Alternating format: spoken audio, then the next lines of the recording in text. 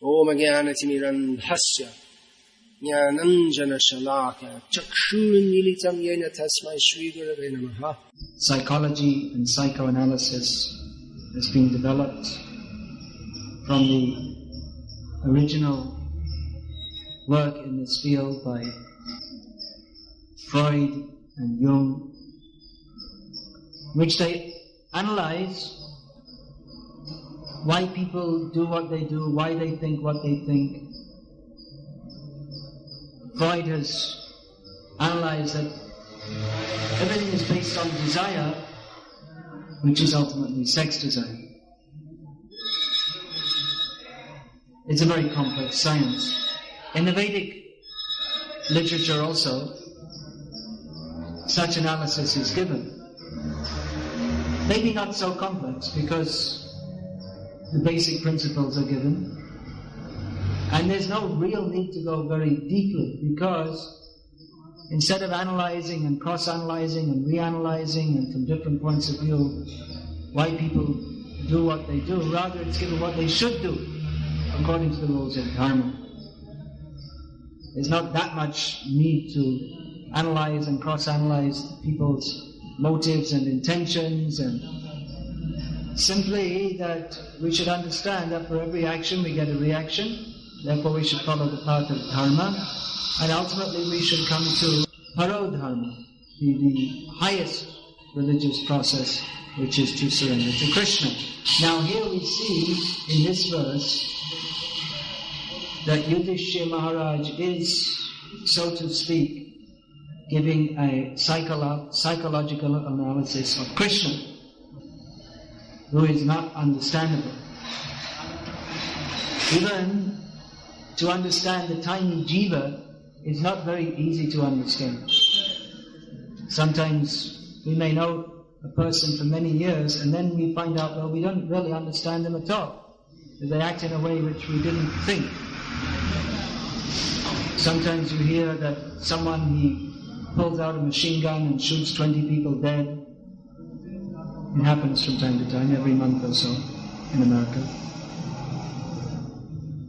And then they'll interview people who knew him and they said, well, I never thought he'd do something like that. He was just a nice person. I never guessed he could do, or they discover that someone's a murderer. He's been murdering people every month. He murders one or two people for the last 20 years and people are shocked. Oh, seems just like an ordinary, nice person. We didn't know he was going out and slitting people's throats. We would have never guessed. So even to understand an ordinary person, it may not be very easy. And what to speak of Krishna, the Supreme Personality of Godhead. Yudhishthira Maharaj can understand Krishna to some extent, because he's his devotee.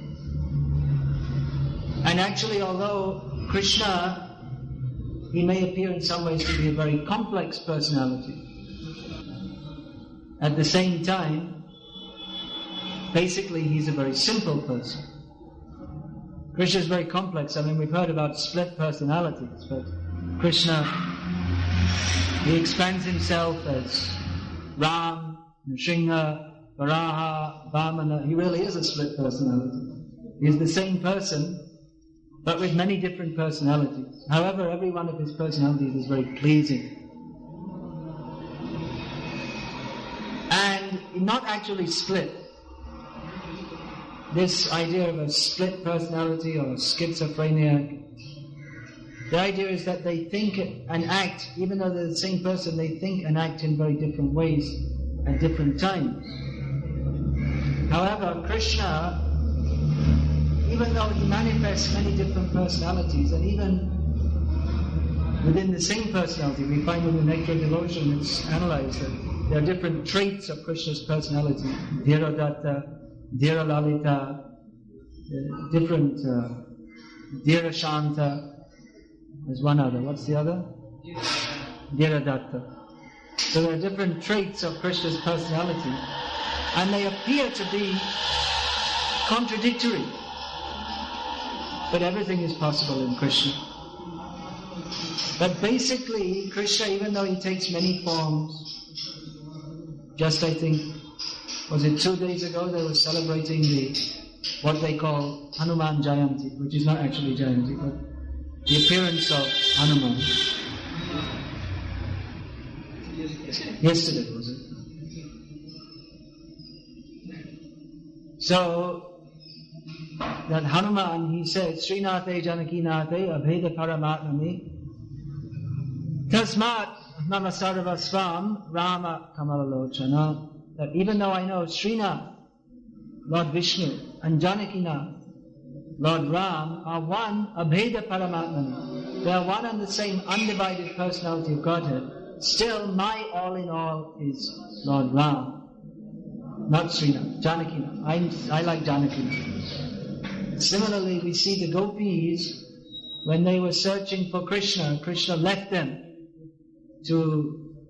when he called them to the forest, he left them in the forest of Vrindavan, and they were searching for him, and they saw him hiding in one grove, and Krishna thought, I'll play a trick with him. So he put on 2 more hands, and he showed a 4-handed form of Narayana. So they saw him, Narayana, Narayana, Narayana, Om Namo Narayanaya. Dear Narayana, we have one request of you. Can you tell us where is Krishna? So, different devotees are attracted to different forms of the Lord, and even the forms of the Lord, they may appear to be quite different. Just like we know that Lord Ram is known as Maryada Purushottam. He is the Supreme Personality of Godhead who maintains the proper behavior according to sadhana dharma, ordinary worldly activities. But Krishna, he is known as Lila Purushottam, who performs wonderful pastimes, even more wonderful than those of Lord Ram. Or Prem Purushottam, the Supreme Lord who is simply concerned with prem, love at its highest level. So Krishna apparently doesn't follow Maryada.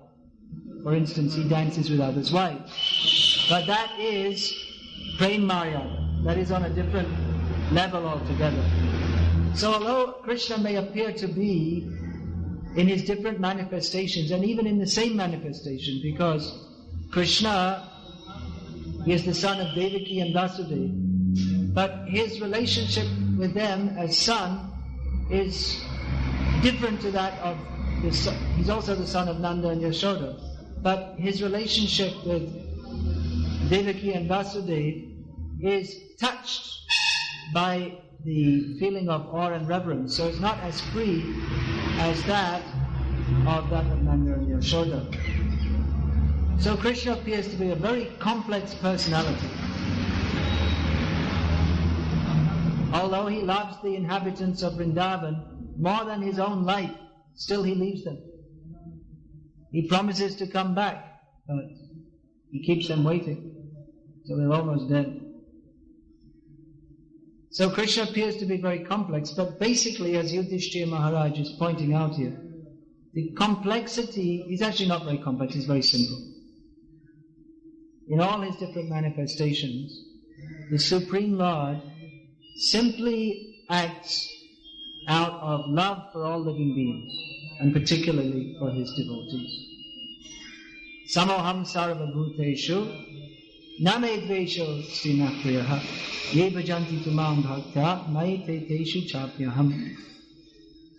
What Yudhishthira Maharaj is saying here today mirrors that which Krishna himself says in Bhagavad-gita, that I favor no one, I'm envious to no one, I'm equal to all, but those who approach me in love, I reciprocate with them, particularly in the same way. Now this very statement appears to be contradictory, but Yudhishthira Maharaj points out how it's not. Actually, Vishwanath Chakravarti Thakur analyzes that in the first 2 lines where he says, I'm equal to all, Krishna is speaking as the Paramatma manifest. This is the role of the Paramatma, who is equal to all. But Krishna, see, Paramatma, the devotees, they don't approach Paramatma, although he's the Supreme Lord, they don't approach him particularly in a loving relationship, but more so they approach Krishna, who's not different from the Paramatma.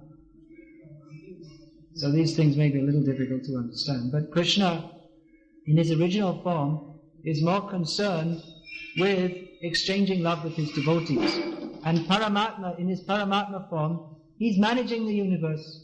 And he's also overseeing everything everyone does. Upadrashtanumangtacha bharta bhukta maheshwaraha paramatmeti yityukta dehesmin purusha paraha.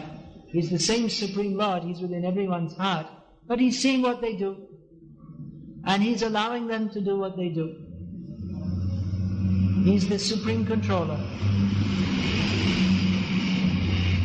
So that is his role, and he also accepts worship from others.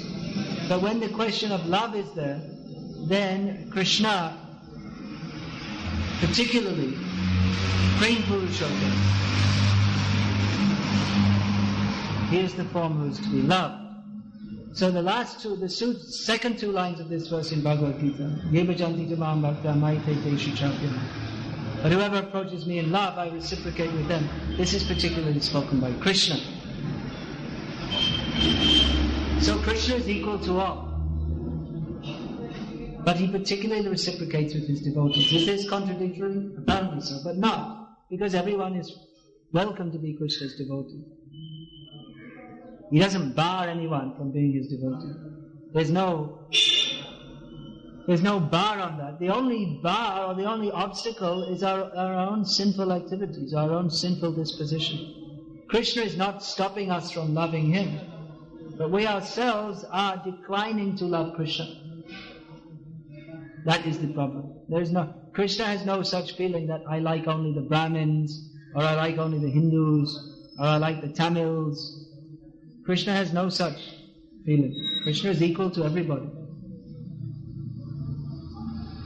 Mangi partevya pashrita yepi syu papayoneha striyo vaishas tata shudras tepiyanti dim. Krishna says, anyone who worships me, they may from the material point of view be apparently disqualified from doing so due to having taken birth in a sinful condition or being striya.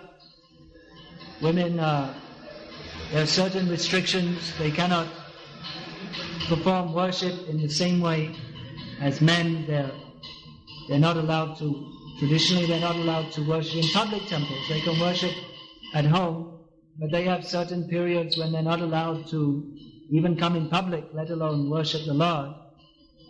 And traditionally, according to Shastra, they're considered less intelligent because that body tends to bring with it attachment to home, family, children, and all these things which are obstacles. Or they can be obstacles in Bhagavad-gita. But Krishna says that if they worship me, they can also come to me. And Vaishya means also generally not very elevated consciousness, especially if they're engaged in business. Then they're always thinking of money. And Shudra means Shochati iti Shudraha. Those who are always lamenting, they're called Shudras. And apart from that, Shudras, they're not allowed to study the Vedic literatures.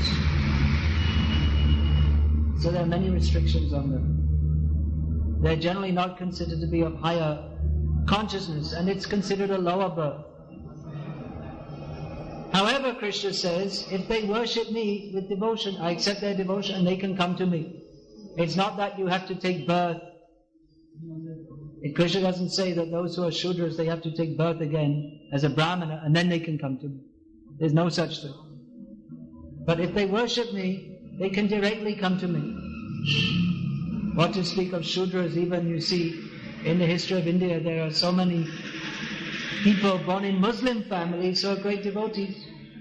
In our Gauriya Vaishnava Sampradaya, Chaitanya Mahaprabhu made Haridas Thakur, who was born in a Muslim family, the Namacharya, the one who is to teach everyone else, including Brahmanas, what are the glories of the Holiness.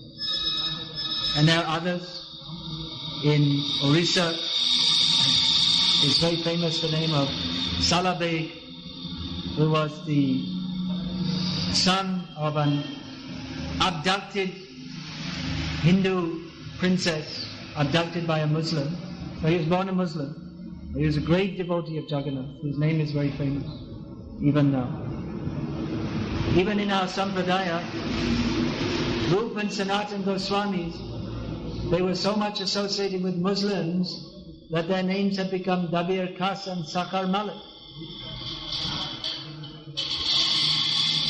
So, practically, it's understood that practically they'd become Muslims in many ways. It seems like it. But Chaitanya Mahaprabhu accepted them. Oh, you are great. You are my servants, life after life. He accepted them. So, Krishna is Prem Purushottam. He is the Supreme Lord who is particularly interested with love. All the forms of the Lord, they're simply meant for reciprocating love with the devotees. But other avatars, they may also have some business concerning the maintenance of the universe. This is the job of Vishnu. So they do this.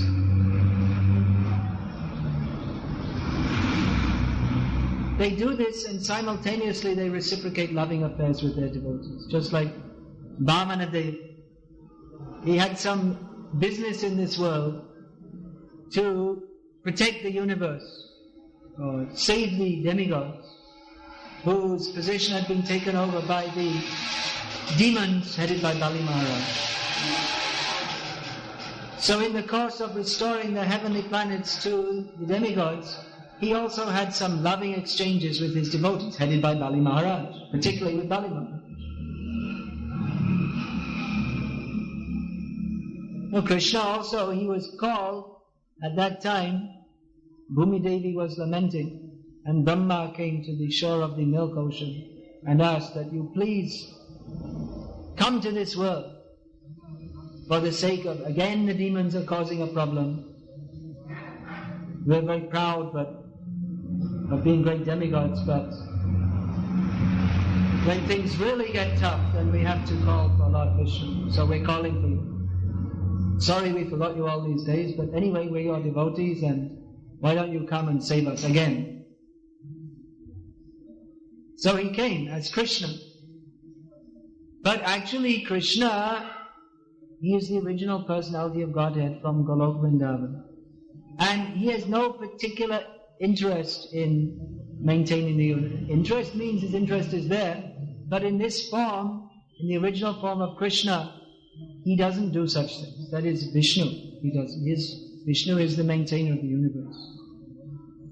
So Krishna comes and his main activities are simply enjoying exchanges of love with his devotees. But in doing so, he also kills various demons.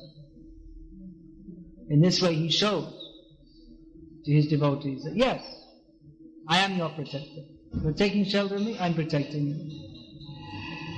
So in this way the demons, they also have some role to play in Krishna's pastime. But actually killing the demons is not Krishna's main interest. Krishna's main interest is simply to exchange loving affairs. Simply to exchange love with his devotees. And Yudhishthira Maharaj is pointing this out. How Krishna, he's always very kind. He's not against anybody. When we analyze the psychology of an ordinary person, we'll find that they have friends and enemies. But Krishna has no friends and enemies. Here, this chapter is titled The Slaying of the Demon Jarasandha. So Krishna, through the agency of Bhima, he killed Jarasandha.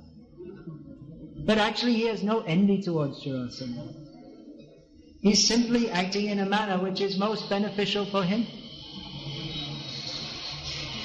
Krishna doesn't force anybody to do anything. He may submit them to various conditions, But he doesn't force that now you love me. Then that's not love.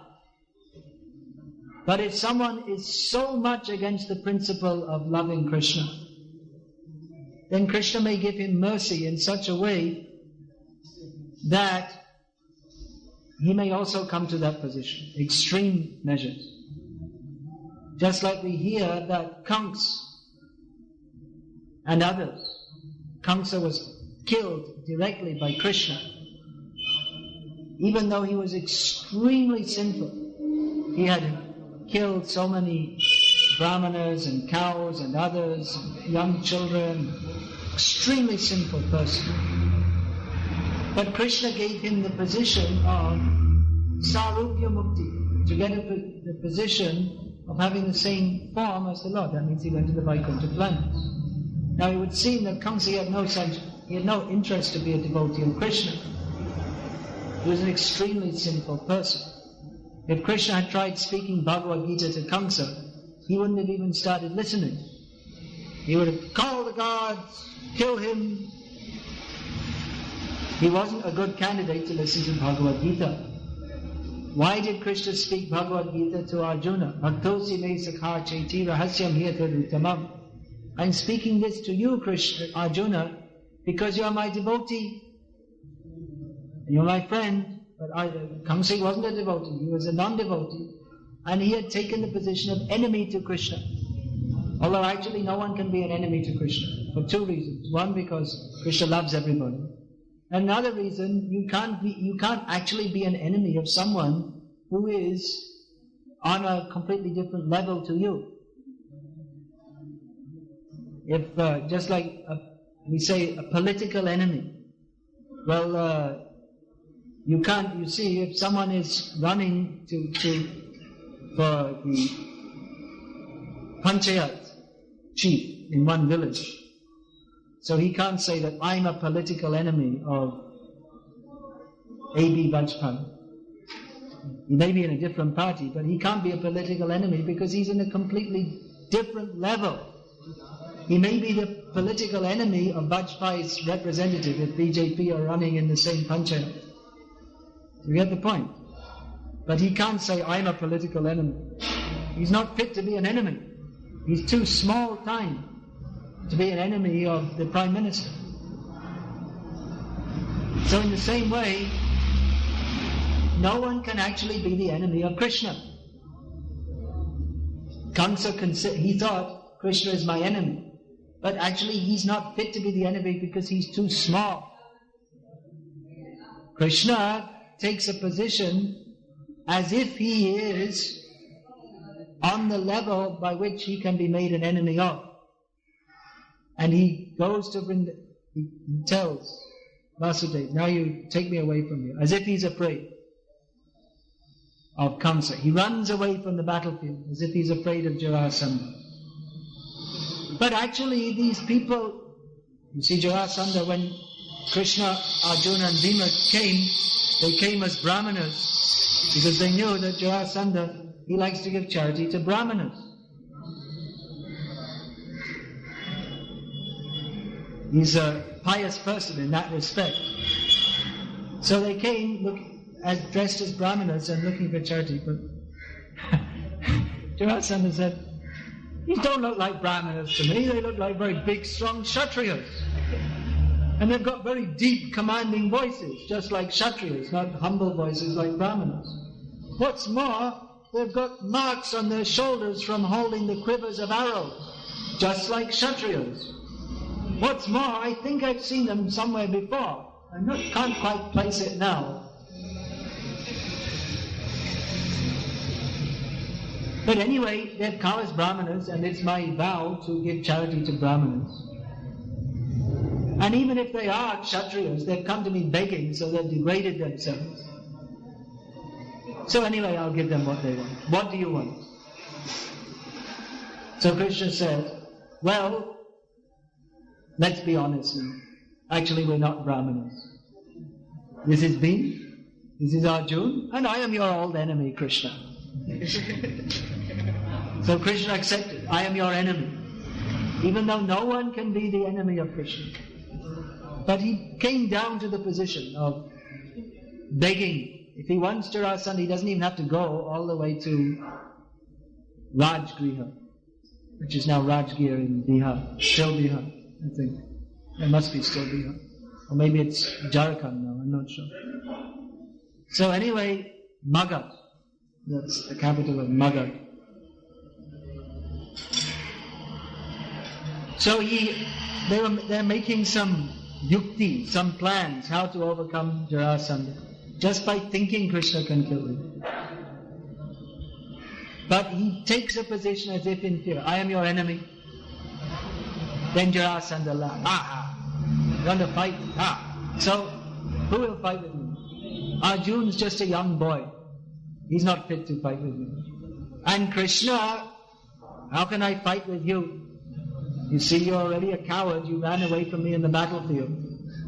And you're a sinful person. I don't even want to touch you. You see, you killed your own Matul, your maternal uncle, not considering that Kamsa himself had killed so many of his own relations.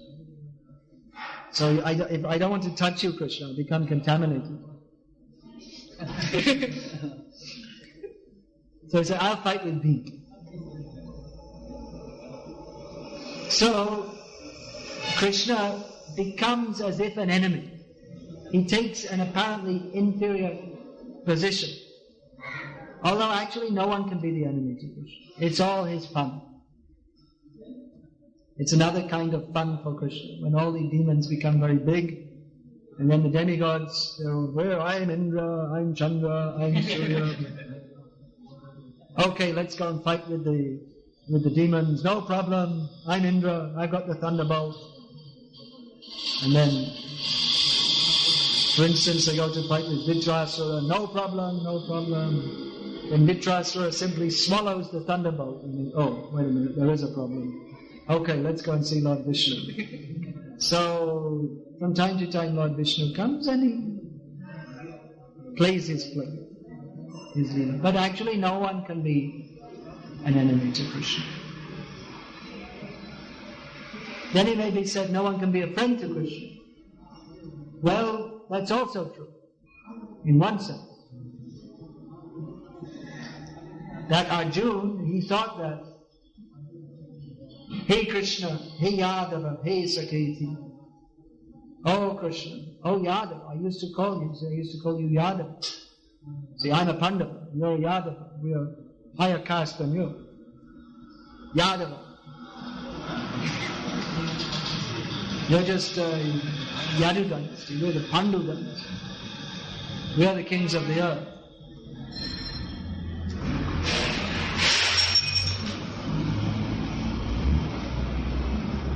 So, no one can become the friend of God.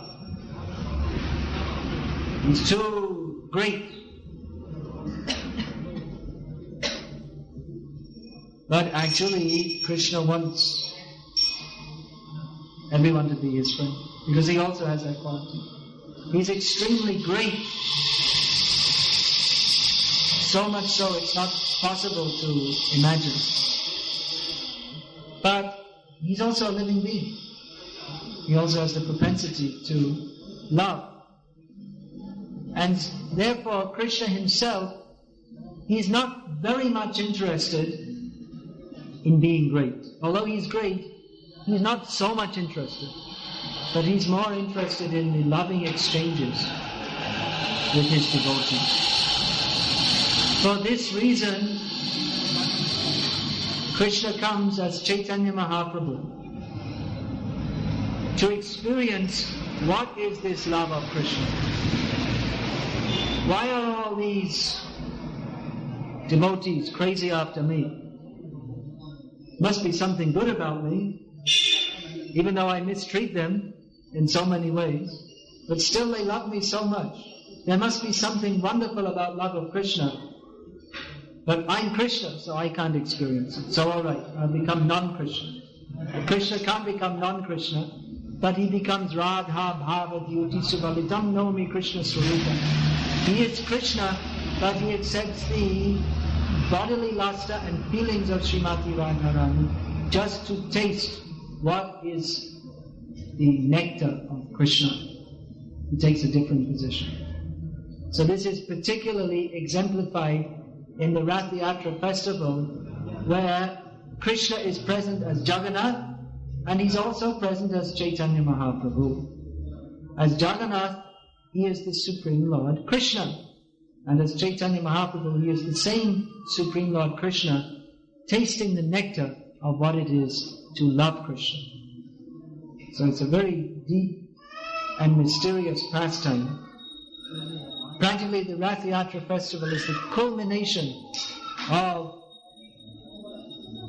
everything in existence, because it is the pastime of Krishna in the mood of Srimati Radharani, capturing Krishna by love and forcing him to come. Chaitanya Mahaprabhu is dancing, but actually by his dancing he's bringing Krishna under control and bringing him away from his opulent position in Dwarka. This is a very complex and very esoteric subject described in Chaitanya Charitamrita. How Chaitanya Mahaprabhu is bringing Krishna under his control by love.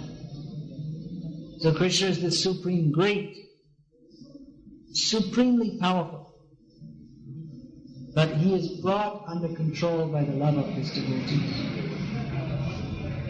This is exemplified in the Rath Yatra festival. This is actually the subject matter of Srimad Bhagavatam, describing the greatness of Krishna. We have to hear what is the greatness of Krishna, because we're such fools that we think I am great. And as long as we think I am great, then we cannot begin to appreciate Krishna. So first of all, we have to have that drilled into our consciousness 1,000 and 1,000,000 times, that I am not God. And we're such fools, we're thinking like that. And then, having understood, when we finally understand, you see, all this time we're being taught that we're the servants of Krishna. When we finally understand that we are the eternal servant of Krishna, then we can begin to develop our love for Krishna to the extent that Krishna will become the servant of the devotee. If one actually becomes so much advanced in Krishna consciousness. So in the beginning, and on and on and on, we're simply taught that we're the servants of Krishna. And then when we finally understand that, and then we say, okay, whatever you understood there, that's true. But now, just like Chaitanya Mahaprabhu discussing with Ramananda Rai, Eho Bhajjo, anything except servitude, pure devotion to Krishna, he rejected. This is external. But then, when Ramananda Rai came to the point of describing pure unalloyed devotional service, Chaitanya Mahaprabhu said, okay, that's all right. Up to now he was saying, Eho Bhajja Age Kaha. This is external, now say something more. But when Ramananda Rai came to the point of pure unmotivated devotional service to Krishna, then Ramananda Rai said, this is correct. Eho Hoi Age Kaha, but stay some more. That's correct, but there's more to it than this. So, servitude to Krishna, that is the beginning. And when one becomes so much advanced in love, then Ramananda Rai described what is love in Sakhya Ras. What is that verse? Rasana Bhucha.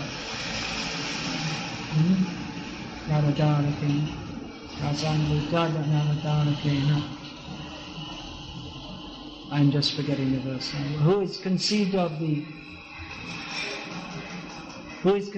as the impersonal Brahman by the yogis, who is considered the Lord and Master by the devotees,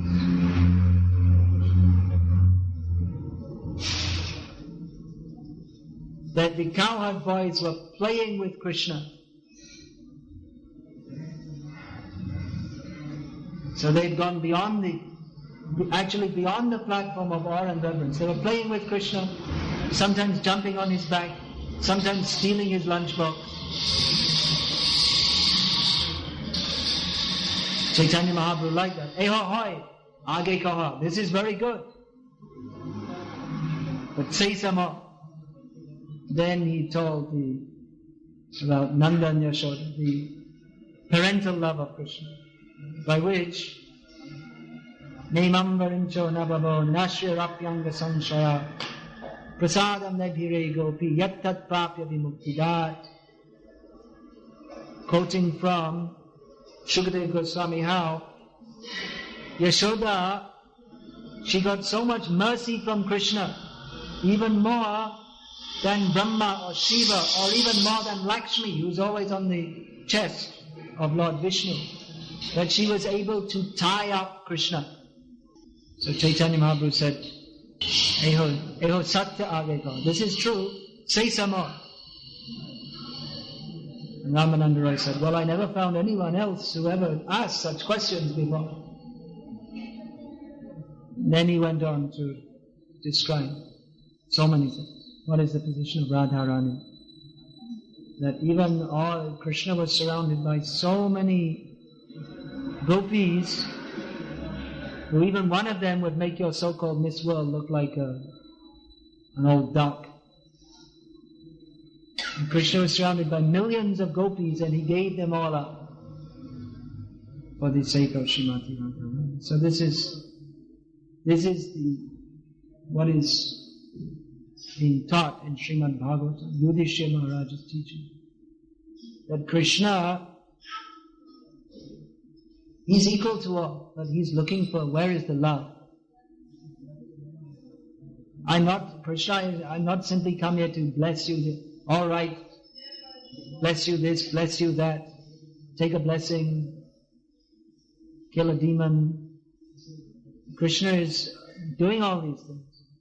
But he's especially looking to see how much we are interested in loving him. So Chaitanya Mahaprabhu came to teach this. Prabhupada gave the example that Chaitanya Mahaprabhu, just like a teacher at school, writes on the board A, B, C. Not that he is also learning. He knows very well, but he's teaching us by his personal example. So Chaitanya Mahaprabhu is also chanting his rounds. We also have to do inoffensively, as Chaitanya Mahaprabhu says. Sadhana madhye shreshta navavidha bhakti Krishna prem Krishna dite dhare mahashakti tar madhye sarva shreshta nama sankirtan niraparadhi nam loilate pai prema dhan. That among all the methods of devotional service, the 9 methods beginning Shravanam Kirtanam, they are the topmost, they're the best. And if one performs these without offenses, then he will very easily get Krishna prem and get Krishna. And among all these, the best is Nam Sankirtan, by which, by performing without any offense, one can get love of Krishna very easily. So Chaitanya Mahaprabhu is teaching us. He's personally chanting the holy names, relishing the holy names, which is meant to bring us to the point of love of Krishna, as is described here or hinted at here by Yudhishthira Maharaj. Hare Krishna. Is there any question?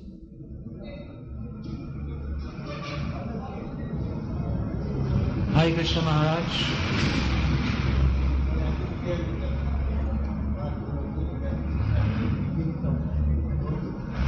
Just 1 second. Krishna?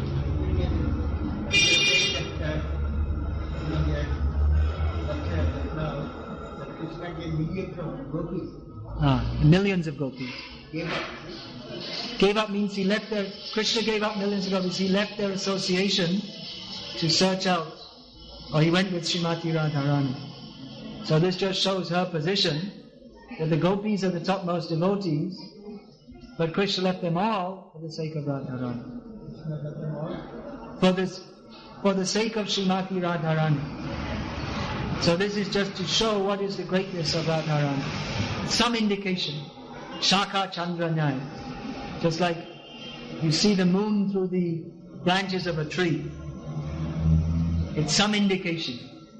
We can't understand how As Uddhav said, Brahma, he said that he cannot even understand the greatness of even a speck of dust in Vrindavan. So what to speak of the gopis and what to speak of Radharani? Which also indicates that you shouldn't artificially try to jump into such a position. Although we're philosophically discussing what is that position, for the sake of setting our aim, this is where we want to go. We want to give up all material desires and go to the spiritual world with Krishna, to the land of love. But at the same time, we should understand that we can't artificially go there. We have to actually develop that love which means to become free from all material desires. Where's Bharat? Is he there? Huh? Can you get my books? There are so many devotees. I think Chittahari, if he's here, the Brahmachari books will be there also. I have those Tamil books also. Then.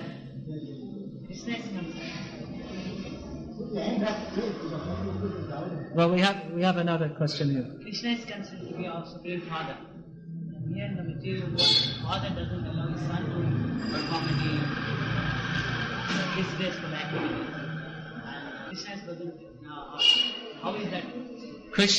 Krishna is considered to be our Supreme Father, and actually he is. Pita Hamasya Jagata. He is the Father of the whole universe. Now in this material world, our Father won't allow us to perform any wrong activity. Generally it is so. Although actually most of the fathers are engaging their sons in the wrong activities by not engaging them in Krishna consciousness. So generally the father will not allow the son to perform wrong activities. But if the son is absolutely obstinate, the father may give him good advice, but if the son is absolutely obstinate, then what he can do? So we are like that. Krishna is giving us good advice, but we are obstinate. We don't like to follow Krishna's advice. There's first... Oh, I see. Love is the same, Maharaj. How is it different? Love is what? Love is same. Love is same. But how is it different from different Babas? Shanta, Dasha, Sakya. Love is same. But how does it differ? Love is the same. Love is one vastu, one tattva, one phenomenon, I guess you would say in English. But how does it manifest in Shantarati, Dasyarati? Yeah, well that's described again. I've just been reading this in Chaitanya Charitamrita. So, that's described that it's of the same love means that is the manifestation of Krishna's Haladini Shakti, his pleasure potency. So, it's of the same nature. So the example is given in the Chaitanya Charitamrita. Just like sugar is sweet. But still, sugar is manifested in different forms. If you take the sugar cane, you can chew it. It will be sweet. But if you take out the sugar cane juice, it's the same sugar in the juice, but it's more concentrated. Then you can prepare gur, which is even more concentrated. And then there are various levels of mishri like this. Mishri, you know? You say in Tamil also? Mishri. Then you get granules, sarkara. Sugar candy. And then again, if you mix that with milk, and you put some anna, boil it, and you put some elachi, different things, kesar, kishmish, it becomes very nice. Is it agreed? So like that, the essence of Bhakti is like that. It's sweet. But it's manifested in different degrees. In Shanta Ras, actually, there's not much sweetness. Sweetness begins when one begins to serve Krishna. Dasaras, but it's more intense. I'm quoting quite often these days. I quoted it last time I was here. Chaitanya Leela Amritapur, Krishna Leela Shukarpur, Duhe Nili, Hoi Sumadhurja. Guru Sadhu Prasade, Taha Jaya Sade, Say Jane, Madhurja Prachurja. The Chaitanya Mahaprabhu's pastimes are just like nectar. And Krishna's pastimes is like very fine camphor. So if you mix them together, it becomes very sweet and very flavoursome and very nice. So that's just like that sweet rice. You make rice. So, do you like to take sweet rice? Means with milk, amrita. But actually we should only take Krishna Prasad. So you don't take it from non-devotees. You have to take Prasad, and even better if you take Sadhu and Guru Prasad. Means they will enjoy Krishna Leela and then they will give to you. So Sadhu Guru Prasade Taha Jai Asha. If you taste that as the Prasad, means you hear it from Sadhus and Gurus, then you can understand what is Madhurja Prachurja, means much sweetness, very great sweetness. So like that. The pastimes of Krishna, they're like a great ocean. So we cannot cross the ocean. But we can enjoy swimming in the ocean. The impersonalists, they give the example that all the rivers flow into the sea. So they want to merge with the sea. But the devotees, they are like aquatics in the ocean of the nectar of devotion. They like swimming in the sea. Another example, that Bhakti Rasamrita Sindhu, the ocean of the nectar of devotion, is like a great ocean. Krishnadas Kaviraj Goswami describes the pastimes of Chaitanya Mahaprabhu are like a great ocean. I'm like a little chatak, little sparrow, who is taking a few drops out of the ocean. But even one drop is sufficient to drown the whole world in nectar. So actually Krishna consciousness is very sweet, and material life is very bitter and nasty. So we want to give people what is the nectar for which they're always hankering. People are suffering so much in material life. So devotees, seeing them suffering, take this Bhagavad-gita. Understand what you are meant for. You are not meant for suffering. You are meant for enjoying. But this enjoyment in material life is not enjoyment, it is simply suffering. Please come to Krishna. Be happy on the real platform. Come, enjoy the nectar. Utishta, Jagrata, Prapya Param Nibodhata, Shurasya Dhara Nishita Duraktaya, Durgam Patas Tat Kavayo Vadanti. Get up, wake up, attain that which is the real boon of human life. But be careful, don't go to Sai Baba, don't get cheated.